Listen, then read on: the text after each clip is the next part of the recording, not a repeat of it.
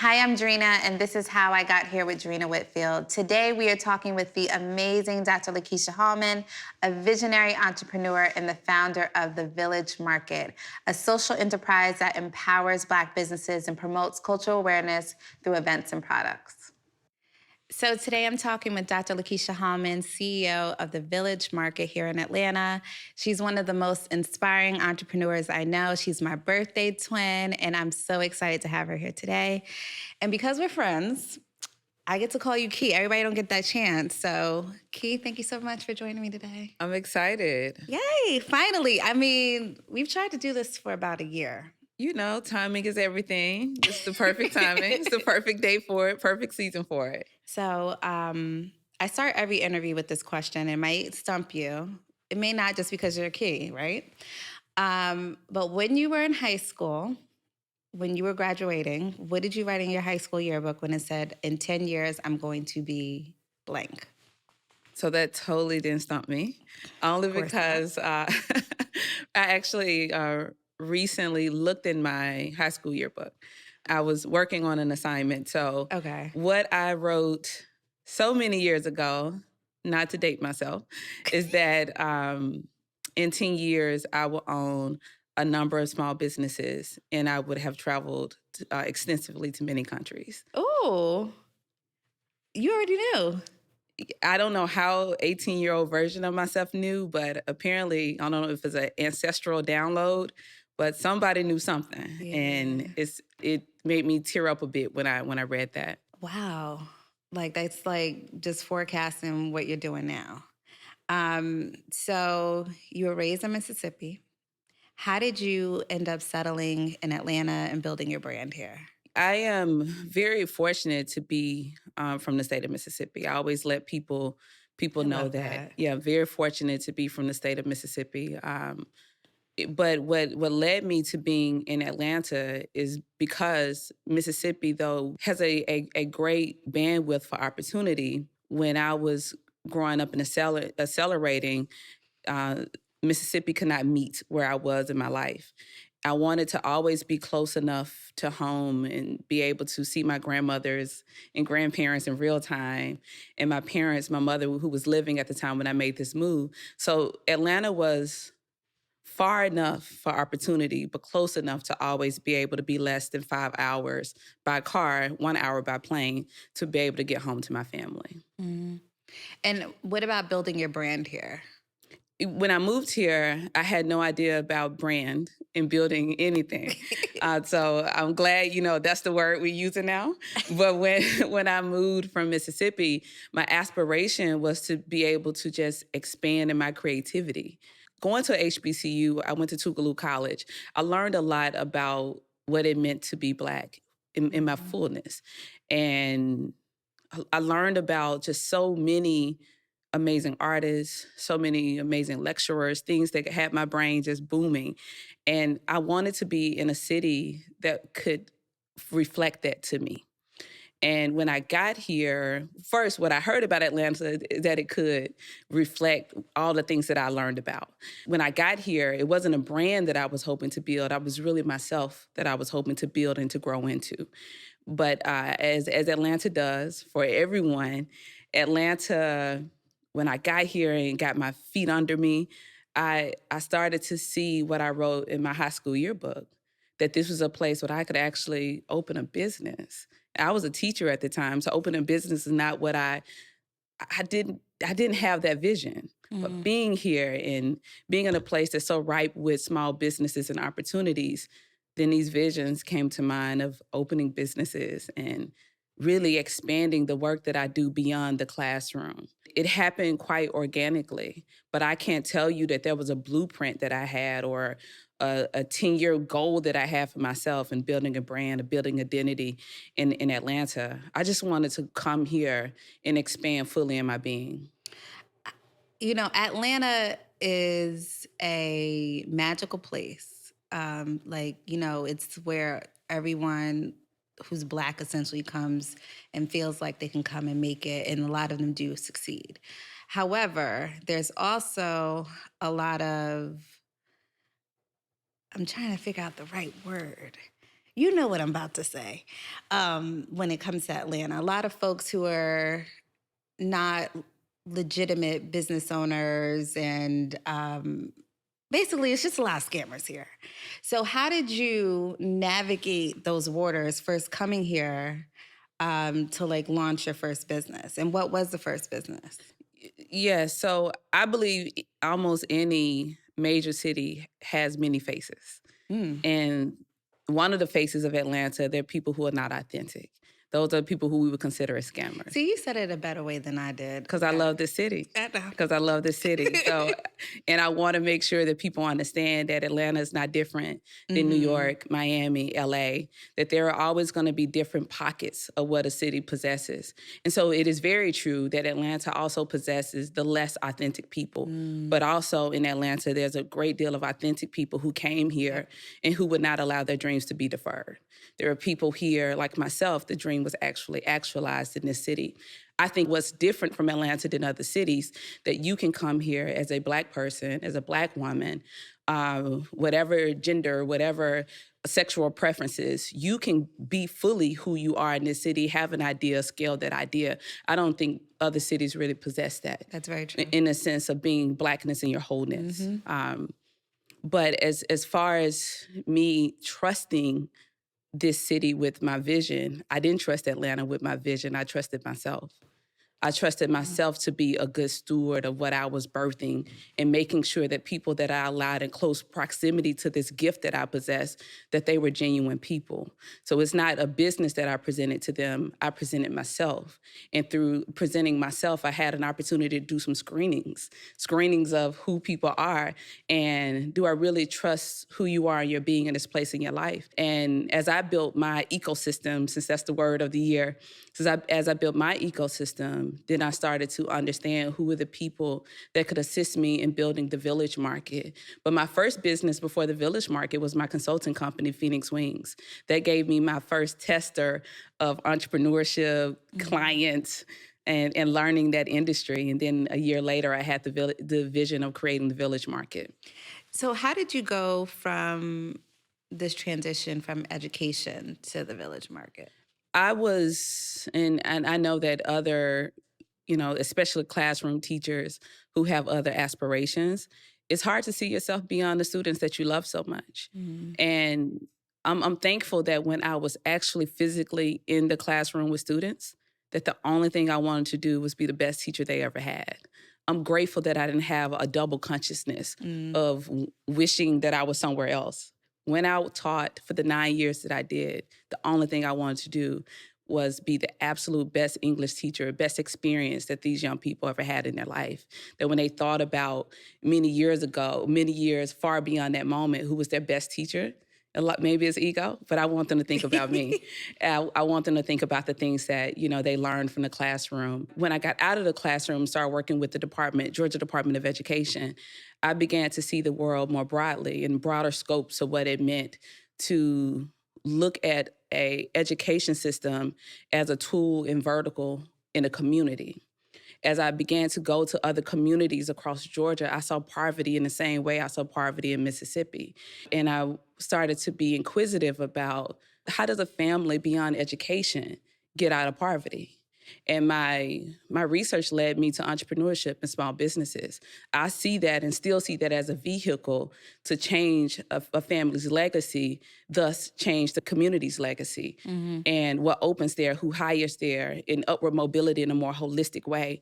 From me digging and doing research and understanding economic development, upward mobility, that's when I had the vision of creating this village. That's when I had the vision of allowing my work to go beyond education, but to get in the heart of the community and to start building and helping entrepreneurs and small businesses scale. Because what I do know about our people is that when we open, we hire folks that look just like us. And we work extremely hard to make sure that our people have a livable wage and an environment that's conducive to their whole being of their families. Poverty was the thing. And my deep desire for us to experience a different life than many of us were birthed in. And I think entrepreneurship is a way to do it. Definitely. But so you now have a retail space in Ponce City Market. What did the early days of the Village Market look like? Stress. Like every entrepreneur, Right. you get this idea, and somehow you're supposed to turn this idea that comes to your mind into a business, and now you're writing business plans that you've never done before, and you're negotiating contracts and pretending that you've done this your whole life. You act like it's not you who's pretending to be your administrative assistant, but it's you the whole time. Yep. It's you who's learning how to learn the world of social media and marketing and things like that. But it's typically a one woman, one man show initially.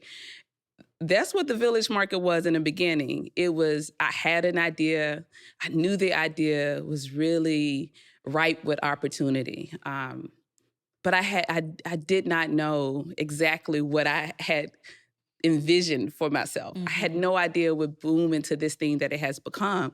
But in those early stages, it was me learning how to walk in it, learning how to understand the different people that I needed to hire to get the business off the ground and to really get the business, the village thriving.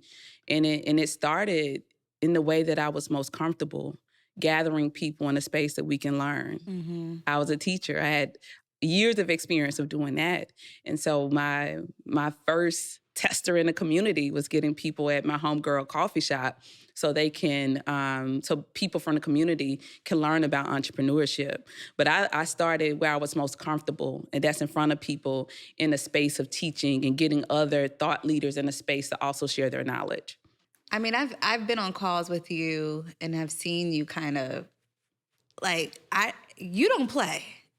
So that's very true. And so you're this nice, bubbly person, but when you get on the business calls, it's a completely different person. I'm like, oh, this is Dr. Hallmon. This is not Key. Because like you said, in the very beginning, it's just you, like acting in all these different roles. How did you, gain that confidence and like, I guess that attitude to like approach these calls and walk into these rooms and have meetings and facilitate deals that you've never done before? I'm very fortunate that we may do things for the first time in life, like create a business. For those who've been professionals for years, you learn the confidence as you grow. Yep. And so I didn't have to, though I was building a business for a first time, and I'm advocating for entrepreneurs for the first time. Advocating for people was not new for me. I was one of the first people in Mississippi with my good friend Carlos from undergrad that created the Juneteenth Festival for Mississippi. So being able to be loud and proud and unapologetic, that's been running in my DNA and my being. So I learned that language of when you come to a moment, you come to that moment. And even if you are not fully sure that you are negotiating this contract in the best way, you be affirming in what you know today, and give yourself the grace that may change. But the reason why, when we're on those calls together, what you see in me is I'm unapologetically for my people. I don't have to learn that. That's not the same as me talking about a business model. This is me talking about why Black people should be front and center, why there should not be any barriers to our accessibility to be the greatest of this country. Because what happens when we are in our greatness, every community, not just the Black community, every community prospers because of us. And we have so many examples of that. But Dreena, there are moments, though, when I was first learning how to walk into this entrepreneurship language, I had to talk myself up in the car. I had to talk myself up before I get on Zoom. And because even in your knowing, there's always a subtle voice that can be so loud and prevalent inside of you that's saying, am I truly worthy to do this work? Am I the best one for it? Should it be someone else here?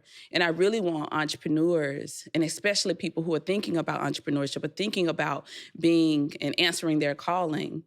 I don't think there's ever a time when you're 1,000% sure. Without a doubt. I think there's always that moment when you question yourself a little bit.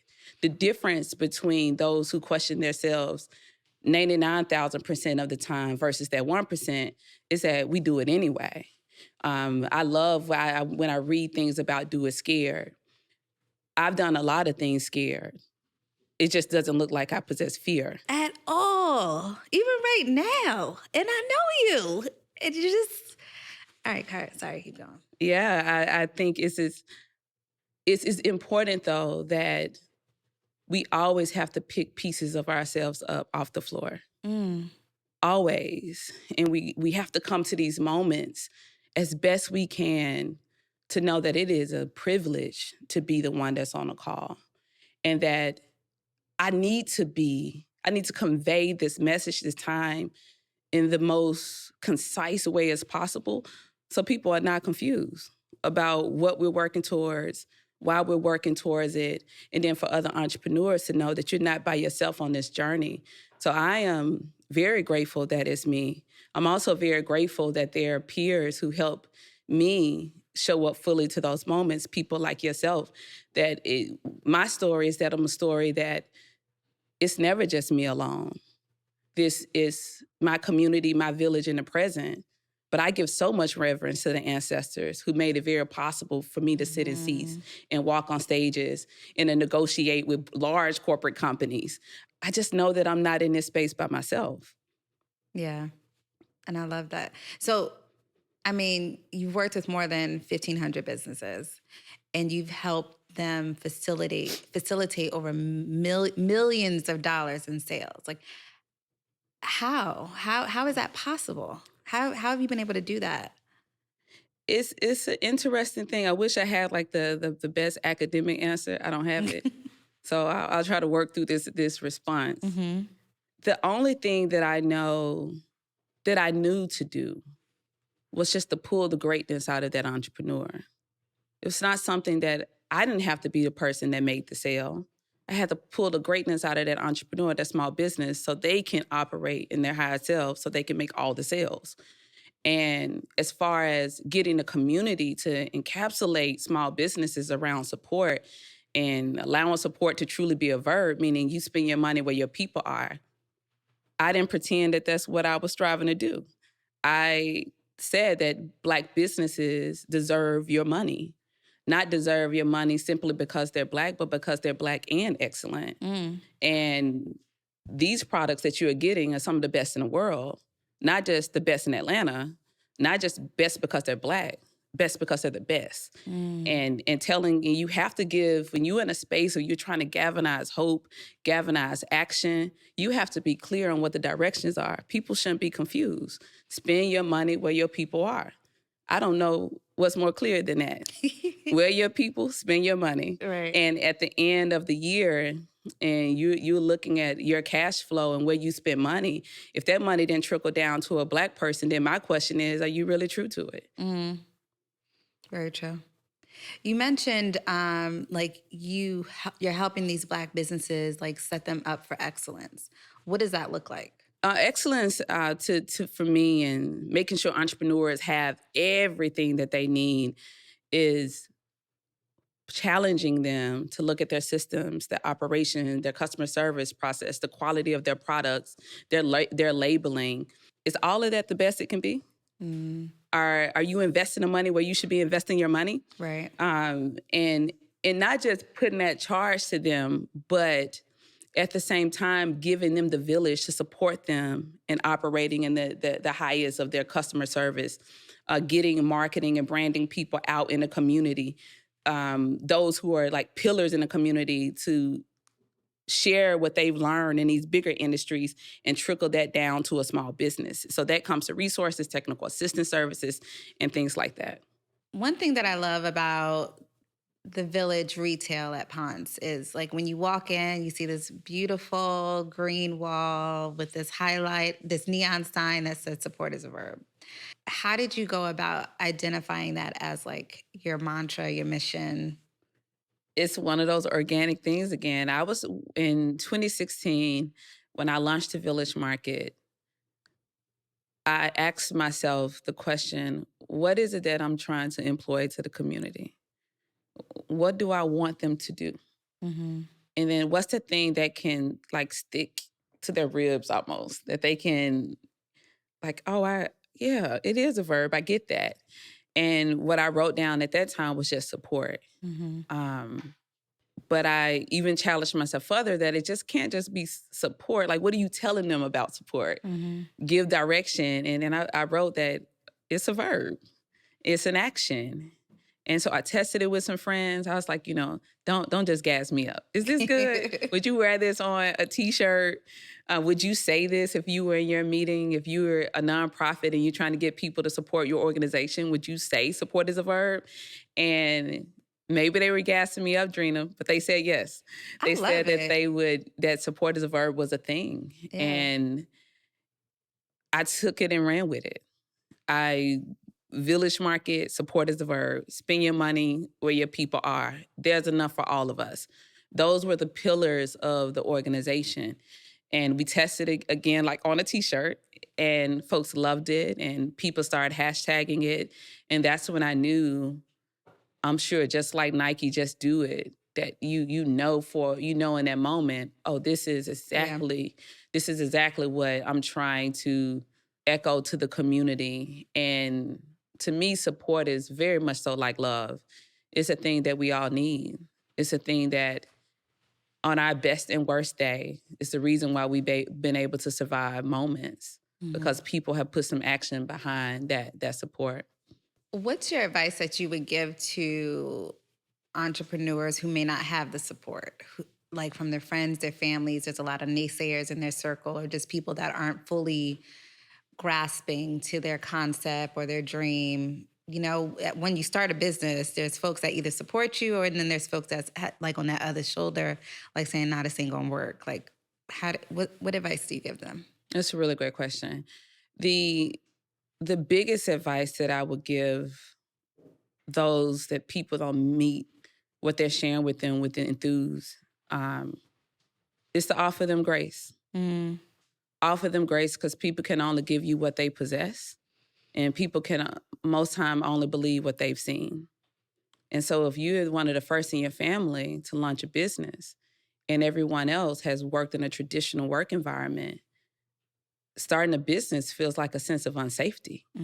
And most families just simply want their people to be safe. So I share that with entrepreneurs. Strive your best, and it's hard to not take it personally, but to realize that these may be my people for some things, but these can't be my people for this vision.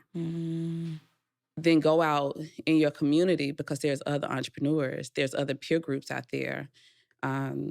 They used to be called networking events. Go to those networking events. I don't know what they're called now, but go to those events and find your people. Because I know that it's so easy to become disenchanted when who you thought your cheerleading squad would be your cheerleading squad, and they're the quietest in the audience.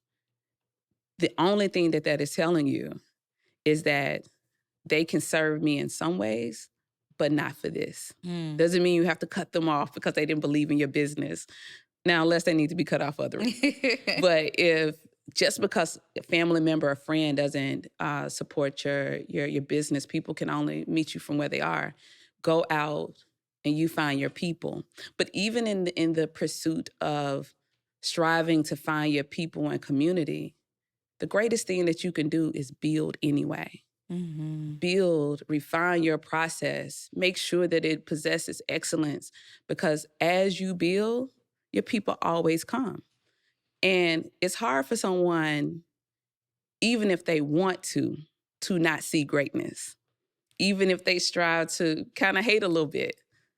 Even in the most hateration, you're like, yeah, that was dope. Yeah. That was good.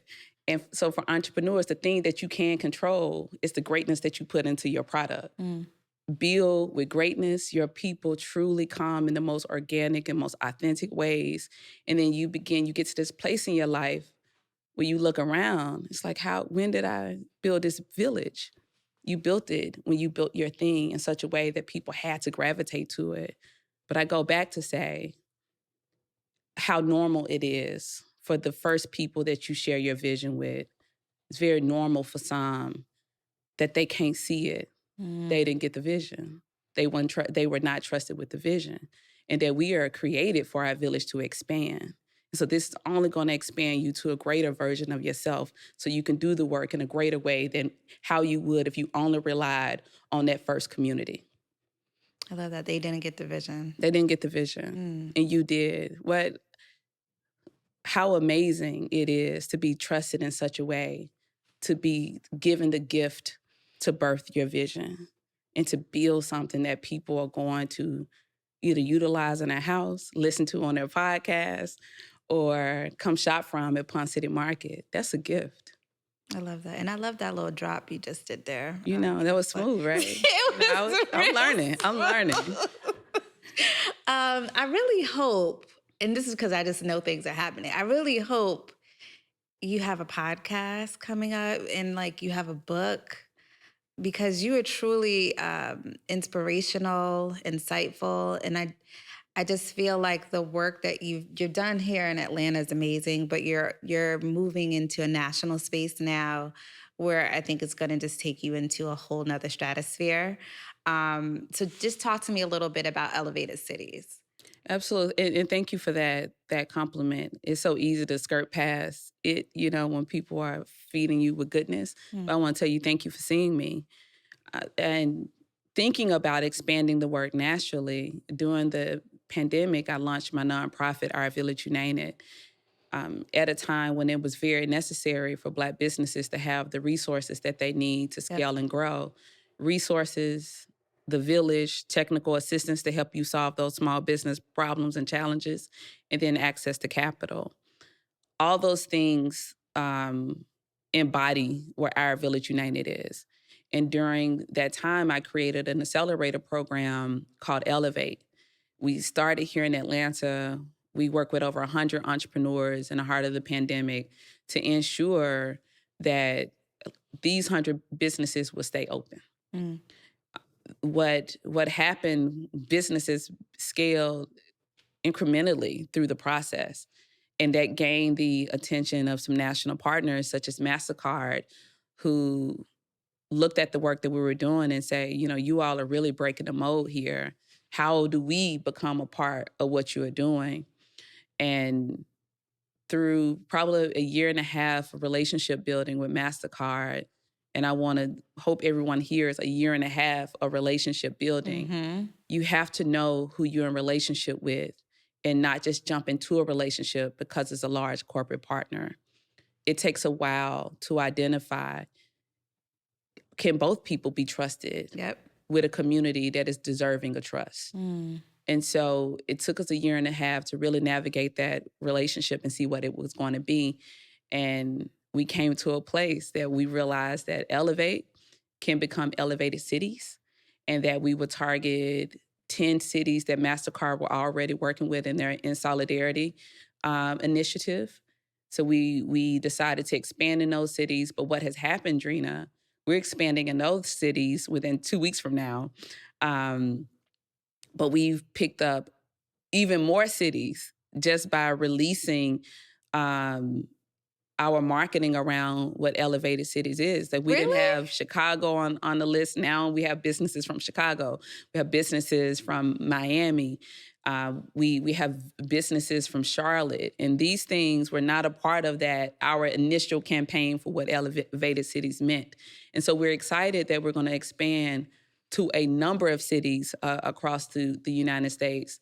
But what this tells me, though, is that across this country, Black businesses are simply saying, I need community. Because that is true. When Black businesses take the time to complete an application while they're doing everything else to run their business, while they're doing everything else to take care of their families, that time that it takes to then complete an application is almost an outcry that I'm doing this because I need this. And it's happening for us. We know that we're feeling a need, and we feel very fortunate to have partners that's going to make sure that the money gets there, that at the end of this program that we can offer seed grants to entrepreneurs who are part of the Elevated Cities. But we're really excited about the expansion. One little small idea that happened during the pandemic, and now we can say that this program has expanded nationally. I'm excited for you. Yeah, It's going to be huge. This is a big undertaking. I'm excited for my team and I who make it very much so possible to do the good work. I'm excited. It's going to be a big deal. That and just other projects you have coming up. Yeah, all of them is like amazing. I totally agree with you. So I have some quick fire questions. So I want you to just give me the first answer that you have off the top of your brain. How short is my answer? You know I can be long-winded. Is this like to the point? Straight to the point. Okay, it's a tweet. I got you. I'm ready. And you're good at your tweets. Yeah, see? you know, every Follow now her on and then. Twitter. Okay, so what's the last great book you read? Last great book I read. That was a good question. Great book that I read. Viola Davis's book was amazing. The name escapes me, but folks can find that. Best advice you've ever received? Do it scared. Talking or texting? It depends on the person. Okay. 90% of the people texting. Yep. I was going to say that. What song would we be surprised you know all the lyrics to? Anything by Jay-Z. I'm not surprised by that, though. But everyone else would. They would, okay. Yeah. If there was one person you can go to lunch with, dead or alive, who would it be? I would absolutely love to go to lunch with Toni Morrison. Love it. So, Key, did we miss anything? Any upcoming projects that you want to talk about? I don't think we missed anything. What's one thing that you want people to like walk away from this podcast with knowing about you? There's two things that I want people, entrepreneurs, to know. That there are organizations that every single day we're dedicated to working towards your good and your greatness. So you don't have to build alone. If not with the village, there's someone in your community that's advocating for the best, for your absolute best. So look in your community, look more broadly, but you do not and you should not have to build this alone. And for the community, especially Black people, I'm hoping that from listening to this conversation that our consciousness shifts, that we don't support Black people in a time of reaction when something bad has happened in this country, be it a loss of a Black life or whatever it may be, that we don't support Black people due to heartbreak. We support Black people through a heart outside of the body. That if we support our people with love every single day, that everybody's lives change. And that it's our responsibility as a people to consciously spend our money, share our talents, to take the things that we've learned and to ensure that it comes back to our community and it can recycle to create generational change. That's my hope for the community more broadly. Okay, thank you so much for joining me today.